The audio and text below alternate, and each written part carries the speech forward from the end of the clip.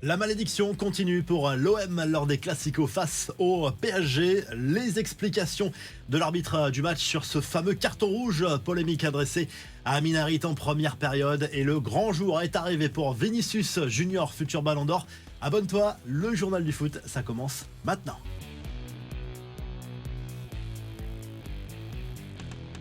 Pas de suspense au stade Vélodrome lors du Classico en clôture de la 9e journée de Ligue 1 dimanche soir. C'est le PSG qui s'est logiquement imposé 3-0 sur la pelouse de l'OM et qui prend seul les commandes de la Ligue 1 après la défaite de Monaco à Nice dimanche également. Marseille est désormais relégué à 6 points. Joao Neves qui a climatisé le Vélodrome dès la 7e minute a été très bon côté parisien comme Zahir Emery, Pacho et Hakimi. En revanche, côté marseillais, Mason Greenwood a été fantomatique. L'attaquant anglais n'a pas su élever son niveau de jeu pour contrarier la défense du PSG, mais on peut dire la même chose de Wai, de Luis Enrique également, et que dire de la soirée cauchemardesque de Leonardo Balerdi, auteur d'un CSC à la demi-heure de jeu. Mais le fait du match, c'est surtout ce carton rouge adressé à Amin Harit à la 20e minute pour un pied en avant sur Marquinhos. Un geste certes non maîtrisé, mais ça paraît sévère parce qu'involontaire. En tout cas, les Marseillais crient au scandale.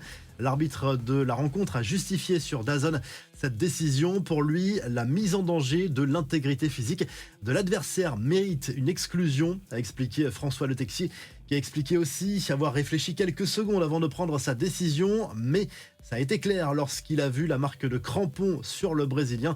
Pour certains, c'est involontaire, mais l'arbitre considère que cela ne change rien à la décision.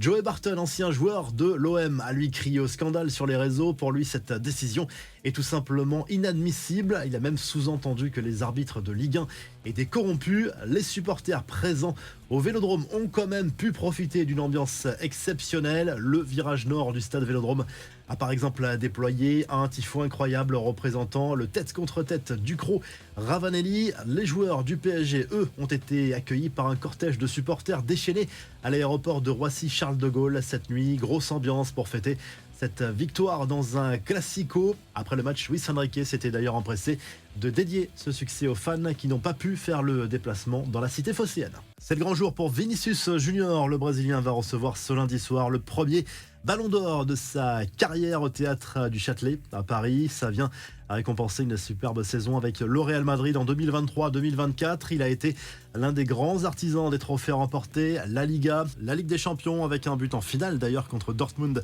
à Wembley. Ça s'est moins bien passé avec le Brésil pendant la Copa América, mais personne ne s'est vraiment distingué réellement en sélection. À 24 ans, il compte déjà 13 titres avec le Real. Ça va peut-être consoler un peu les supporters madrilènes qui ont passé un très mauvais week-end à cause de l'humiliation subie contre le Barça en Liga, une défaite 4-0 à Bernabéu. Les autres infos à retenir dans ce journal du foot, on a vu un énorme choc qui a tenu ses promesses en Première Ligue, match nul de partout, très spectaculaire entre Arsenal et Liverpool, avec un très bon Mohamed Salah, auteur du but égalisateur pour répondre à Saka et Merino côté Gunners. Manchester United a perdu 2-1 sur le terrain de West Ham. Au classement, c'est Man City qui est en tête devant les Reds et Arsenal. En Serie A, on a vu aussi un match complètement fou entre l'Inter et la Juve. Dimanche soir, le Corriere dello Sport salue la grosse performance de ces deux équipes. Match nul 4-4, Vlahovic, Weah et doublé de Yildiz pour la vieille dame, doublé de Zielinski sur penalty, Mkhitaryan et Dumfries pour les buteurs. Nerazzurri, ça fait les affaires de Naples qui prend le large au classement. Et on reste en Italie pour prendre des nouvelles de Mario Balotelli.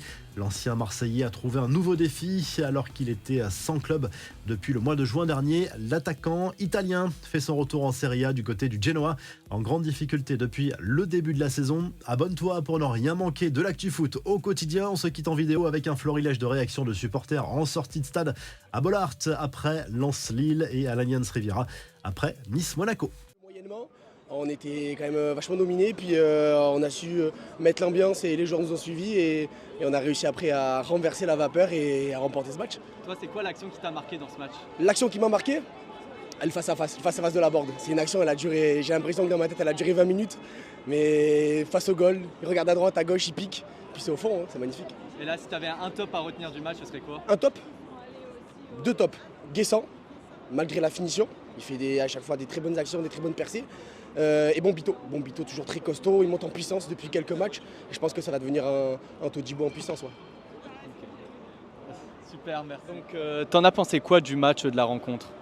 Bah en vrai on a dominé presque tout le match je trouve. Mais bon après c'est vrai que c'était un match assez dangereux. On avait forcément peur d'eux, ils ont fait un très bon début de saison Monaco. Mais bon j'en étais sûr qu'on allait gagner et vive les Aiglons quoi. Et serait qui là ton top du match? Top du match je dirais je sais pas, Guessant, t'en as pensé quoi par exemple? Guessant il était très fort. Donc, vas-y, commence, t'en as pensé quoi de la rencontre? Moi je trouvais que c'était vraiment un bon match, ça fait longtemps qu'on n'a pas eu une performance comme ça. Et puis je trouve que vraiment l'ambiance était vraiment incroyable. Tous les supporters, les ultras, ils sont vraiment donnés à fond. Ça faisait vraiment plaisir. Et les joueurs aussi, donc c'était vraiment bien. T'en as pensé quoi d'avoir dit? Moi, j'ai trouvé que c'était un bon match parce que déjà on était en famille, c'était cool. Et la famille, c'est un peu le gym aussi. C'est cool qu'on gagne, surtout contre une grosse équipe surtout. Et voilà, et ça dit ça. Très très bon match, moi je suis content que le gym ait gagné. Allez le gym. Un petit top, votre top du match. L'avancée de Laborde tout seul face au cage. Nous on est en populaire, donc on l'a vu arriver tout droit. Franchement c'était génial.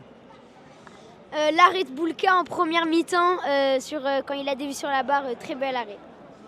Moi aussi pour la poussée de Laborde, c'était vraiment impressionnant. C'était vraiment bien franchement. Super, merci. C'est vrai que t'en as pensé quoi du match du coup? C'était un match extraordinaire. Il y a eu la grinta, les joueurs ils ont eu la grinta. On n'a pas lâché jusqu'à la fin. Regardez ma gorge. Ma gorge elle en peut plus là. Ma gorge elle en peut plus. On n'a pas lâché, on a été des hommes. Première mi-temps c'était galère, on a galéré. Première mi-temps on a galéré. Deuxième mi-temps ils sont venus comme des hommes. On s'est battu comme des hommes. La grinta on a fait la grinta. Et moi je veux que tous les matchs soient comme ça. Il faut pas lâcher jusqu'à la fin. Les Monégasques on les a plus entendus. Et on a marqué le deuxième et le premier. On les a plus entendus les Monégasques. C'est bon? Au revoir. Et tu penses qu'on mérite mieux quand même? Ah oui, on mérite la victoire quoi. Lille n'a rien produit. Ils ont temporisé, ils ont rien fait, et voilà, ils ont joué juste les 5 dernières quoi. Et ça a payé. Voilà. Et à la deuxième mi-temps quand même, elle était un peu dure pour nous, non? Ah dur en fait, je veux dire compliqué quoi. Temps de jeu saccadé, beaucoup de pauses, beaucoup d'interruptions. On a l'impression que le match a duré plus d'une heure sur une mi-temps quoi. Alors que c'est pas le cas quoi. Et toi qui en as eu panier, t'as peut-être pu bien voir. Est-ce que pour toi il y a penalty En fait, je vois pas le début de l'action, mais on voit le défenseur qui tombe. Après, forcément, le mec il le voit tomber, il tire sur la main. Penalty, hein. Là il y a faute. Mais est-ce qu'avant il n'est pas poussé, il n'est pas déstabilisé? Je sais pas, on n'a pas vu les images, mais il faudra voir ça au ralenti. Mais c'est vrai que ça sent un peu le vol. Après le deuxième but, il n'y a pas photo. Contre-attaque, il la joue. Enfin voilà, ils y croient et il y a but quoi. Et tu restes confiant quand même pour la suite de la saison ou ça t'inquiète un peu la défaite? Non, il y a encore beaucoup de matchs, donc ça va aller. Hein. Ça va aller, je pense. Mais il va falloir rebondir. Tu penses qu'on méritait mieux quand même? Ouais. Au vu de la physionomie du match, je m'étais dit qu'on méritait au moins de gagner, si ce n'est match nul, mais jamais la défaite. La deuxième mi-temps elle était dure quand même, non?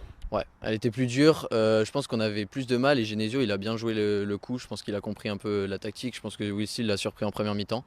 Mais on était quand même, il me semble, dans l'ensemble vainqueur sur l'ensemble du match. Et la grosse polémique du match, pour toi, il y a penalty ou pas dans ta vision? Pour moi, j'ai eu le temps de revisionner les images. Pour moi, il n'y a pas penalty parce que le corps touche avant la main. Après, c'est l'arbitre qui a jugé. Pour moi, si la VAR l'appelle, c'est qu'il y avait erreur manifeste. Après, on ne sait pas quoi. Pour la suite.